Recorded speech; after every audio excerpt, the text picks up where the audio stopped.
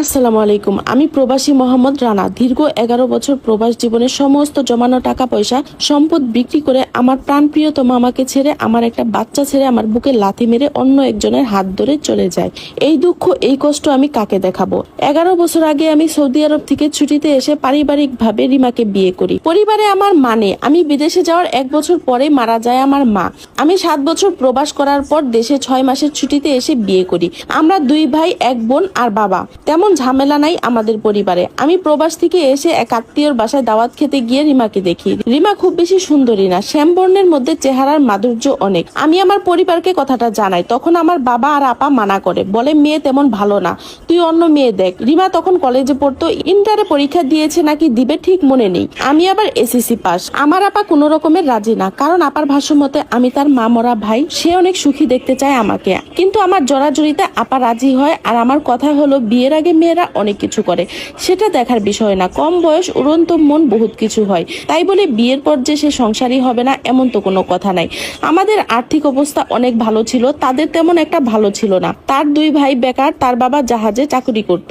যাই হোক, আমার শ্যামবতীকে শেষ পর্যন্ত 5 ভরি গহনা আর নগদ 50,000 টাকা দেনমোহর দিয়ে বিয়ে করি। এই 50,000 টাকা আমি তাকে কবুল বলার সময়ই দিয়ে দেই, সে টাকার হিসাব কখনো নেই নাই। আমার শ্যামবতীকে আমি ঘরে আনি, তার লাজুকতা মাদকতায় যেন আমি বিভোর। আমার বাবা আমার বোনের সাথে থাকতো। আমার ভাই তখন বিয়ে করেনি, প্রবাসে ছিল। আমার বোনের স্বামীও সেনাবাহিনীতে চাকরি করত। সেই সুবাদে আমার বোন আর বাপ দুলা ভাইয়ের সাথে বিভিন্ন জায়গাতে থাকতো। বাসর রাতের দিন পুরো ঘর আমি গাঁদা ফুল দিয়ে সাজিয়েছিলাম। সেদিন রাতে তার সাথে আমার কোনো কিছুই হয়নি, কারণ তার পিরিয়ড ছিল। তার যে পিরিয়ড সে আমাকে বলতেই পারছিল না। ঘরে চুপচাপ বসেছিল। আমাকে সালাম করার পর আমি তাকে জড়িয়ে ধরে কপালে চুমু দিই। তখন আমি বলি, চলো নামাজ পড়ে নেই। তখন সে খুব মায়াভরা কণ্ঠে আমাকে বলে, গতকাল থেকে আমার পিরিয়ড শুরু হয়েছে। আমি কিছু বললাম না, তাকে বললাম, ঠিক আছে তুমি শুয়ে পড়ো, আমি নামাজ পড়ে নিই। আমি অজু করে এসেছি, আমি নামাজ পড়তে বসলাম। তখন সে আমার পাশে বসে থাকে। আমি নামাজ শেষে তার মাথায় হাত রেখে দোয়া করলাম। এরপর তার সাথে আমার টুকিটাকি কথা হয় আর তাকে আমার বুকের মধ্যে রেখে ঘুমিয়ে পড়ি। সকালবেলা উঠে আমি তাকে পাশে পাই না। আর পাবই বা কিভাবে? দিনের 12টা বাজে। উঠে আমি দাঁত মাজতে মাজতে পুকুর পাড়ে গেলাম। দেখলাম পুকুর থেকে মাছ ধরছে, কারণ পরের দিন বউ ভাত করবো তাই। ঘরে এসে বউকে খুঁজতে লাগলাম, কিন্তু বউ আমার মহাবিজি, আপার সাথে কাজ করছে। আমি আর নাস্তা খেলাম না, দুপুরের ভাত খেয়ে নামাজ পড়তে চলে আসলাম। নামাজ পড়ে বন্ধুদের সাথে বাজারে গেলাম। ঘরে একেবারে মাগরিবের নামাজের পর ঢুকলাম। আমার এক বন্ধু অসুস্থ, বিয়েতে আসতে পারেনি, হাসপাতালে ভর্তি আছে, তাকে দেখতে গেলাম। মাগরিবের সময় ঘরে এসে চা খেলাম, দেখলাম বউ তখনও বিজি আপার সাথে। তবে আপা যে বিষয়টা মেনে নিয়েছে এটা ভেবেই আমার অনেক খুশি লাগছিল। আমার দুলাভাই আমাকে বলল, বউ ছাড়া সারাদিন কেমন গেল, সারা রাত কেমন গেল? আমি হেসে হেসে বললাম, ভীষণ ভালো। রাতে খাবার দাবার খেয়ে শুয়ে রইলাম। বউ আসলো 1টার পর, এসেই চুপচাপ বসে আছে, আমার দিকে তাকাচ্ছে না। বুঝতে পারলাম লজ্জা পাচ্ছে বউ আমার। ঘরের দরজা বন্ধ করে দিয়ে লাইট অফ করে বউর সাথে গল্পতে মাতলাম। সে তার বাড়ির গল্প করছে আর আমি বিদেশের গল্প করছি। একটা সময় আমি তাকে জড়িয়ে ধরলাম। পুরুষ মন তো, নতুন বিয়ে করেছি, কত সময় আর ধৈর্য ধরা যায়। বউকে খুব কাছে টেনে নিলাম, একটা চুমু দিলাম। এর বেশি কিছু করলাম না, কারণ বউ আমার অসুস্থ। পরের দিন বউ ভাত, তার পরিবারের সবাই আসে, আমাদের দাওয়াত দিয়ে যায়। মোট কথা তখন আমি অনেক বিজি ছিলাম। তারপর তাদের বাড়িতে যাই। দেখতে দেখতে আমার ছুটিগুলো শেষ হয়ে গেল। আসার আগের দিন থেকে আমি অনেক কান্না করি, কারণ বউয়ের ভালোবাসায় আমি ভরে গেছি, আসতে মন চায় না। আমার বউ অনেক কান্না করে, কিন্তু কি আর করার, চলে তো আসতেই হবে।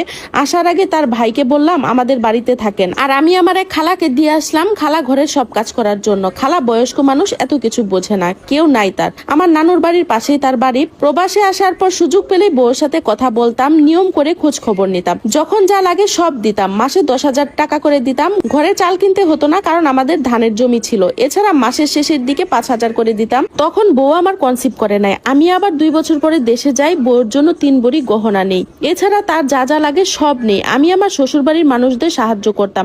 তার বাবাকে 1 লাখ টাকা ধার দিয়েছি, সেটা অবশ্য নেওয়ার আর ইচ্ছে নেই আমার। আমি মাসে বাংলার 45,000 টাকা বেতন পাই। থাকা খাওয়া সবকিছু মালিকের ছিল। 2 বছর পর দেশে এসে 5 মাস থেকে গেলাম। আসলে কি করব বলেন? আমার বউয়ের বয়সও কম, তার স্বামী দরকার, আমি বুঝি, কিন্তু প্রবাস নামক জেলখানায় আমি আটকা।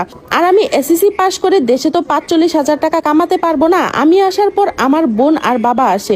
2 বছরে আমার বোন বাড়িতে আসে নাই। বাবা এসেছিল 1 দিন বা 2 দিনের জন্য। তার জমি আছে, সেগুলো দেখার জন্য। আমার ভাই আমেরিকা থাকে, সে লিগ্যাল হয়নি তখনও, তাই কবে দেশে আসবে সেটা অনিশ্চিত। আমার বোনের জন্য একটা চেন এনেছিলাম, সেটা আবার আমার বোর অনেক পছন্দ হয়েছে, তাই সেই চেনটাও আমি তাকে দিয়ে দিলাম। বিদেশ থেকে আসার সময় আমার বোনের বাচ্চাদের জন্য অনেক চকলেট এনেছি, কিন্তু সে সব তার বাপের বাড়িতে দিয়ে শেষ করে ফেলেছে। যাই যাই হোক, আমি কিছু বলিনি। আমি আসার 7 দিন পর আমার বোন আসে। তখন বোন আসার আগে আমি বাচ্চাদের জন্য অনেক ধরনের চকলেট দোকান থেকে কিনে রাখি। বাচ্চার জন্য অনেক ডাক্তার দেখালাম আমরা, কিন্তু আল্লাহ চাইনি তাই বাচ্চা হয়নি। আমি আবার চলে গেলাম। আমি আবার 1 বছর পর আসলাম, সাথে 2 ভরি গহনা আনলাম। 3 মাস থেকে গেলাম, কিন্তু বাচ্চা হলো না। বাচ্চার জন্য এত চেষ্টা করেও যখন বাচ্চা হচ্ছিল না, তখন আমি আমার বউকে আমার কাছে নিয়ে আসলাম। ও আসার সময় আমাদের এলাকার এক পরিচিত চাচার সাথে এসেছেন। উনি আমি একসাথে বিদেশে একই এলাকাতে থাকি। আমি আমার বউকে এয়ারপোর্ট থেকে রিসিভ করি, তাকে ফ্যামিলি ভিসায় নিয়ে আসি। এখানে আসার পর আমি তো অনেক খুশি। বউ আর আমার খুনসুটিতে দিন যায় আমাদের। তাকে অনেক জায়গায় ঘোরাতে নিয়ে যেতাম ছুটির দিনে।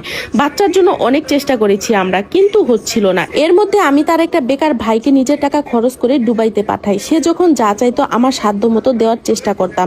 প্রায় 1 বছর হলো সে আমার কাছে আছে, কিন্তু আল্লাহ তখনও কোনো বাচ্চা দান করেনি। এর মধ্যে আমার এক বড় ভাই আমার কাছে আবদার করলো সে আমার কাছে 2টা মাস ভাত খাবে। আসলে সে অন্য একটা শহরে ব্যবসা করতো। আমি যে শহরে থাকতাম সে এখানে এসেছে একটা কাজে। 2 মাস পর সে আবার শহরে চলে যাবে, তার ব্যবসার কাজে এসেছিল। সে একা মানুষ আমার পাশে 2 মাসের জন্য বাসা নিল, আর আমাকে বলল প্রতি মাসে বাংলার 5,000 টাকা করে দিবে, যেন 2 বেলা তাকে ভাত খাওয়ায়। আমিও রাজি হলাম, কারণ আমি যখন নতুন নতুন প্রবাসে এসেছিলাম সে আমাকে অনেক সাহায্য করেছিল সব দিক দিয়ে। তারপর সে ব্যবসার কাজে অন্য শহরে চলে যায়, সেটা প্রায় 8 মাস আগের কথা। আমি বউকে বললাম, সেও রাজি হলো, কারণ আমাদের একজনের খাবার এমনিতেই বেঁচে যেত। যাই হোক, সে 2 বেলা ভাত খেয়ে চলে যেত। বড় ভাইটার আর্থিক অবস্থা আমার চেয়ে অনেক ভালো ছিল। সে বাংলার 5,000 টাকা দিলেও দেখা যেত অনেক বাজার করে আনতো আমাদের ঘরে। এটা ওটা আমার বউকে কিনে দিত। আমার বউ তাকে ভাই বলতো। আমি আর তার থেকে পরের মাসে 5,000 টাকা করে নেই নাই। সে 2 মাস পর চলে যায়। এদিকে বউকে 2 বছর আমার কাছে রেখে পাঠিয়ে দেই ওই ভাইটার সাথে, কারণ ওই ভাইটাও দেশে যাচ্ছে ছুটিতে। বাংলাদেশের এয়ারপোর্ট থেকে আমার বাপ আর তার বাপ আমার বউকে রিসিভ করবে। শুধুমাত্র প্লেন জার্নিটা একা দিতে চাইছিলাম না, তাই ভাইটার সাথে দিলাম। আর আমি 1 বছর পর দেশে যাব। বলে রাখি, ভাইটার বাড়ি ঢাকাতেই ছিল।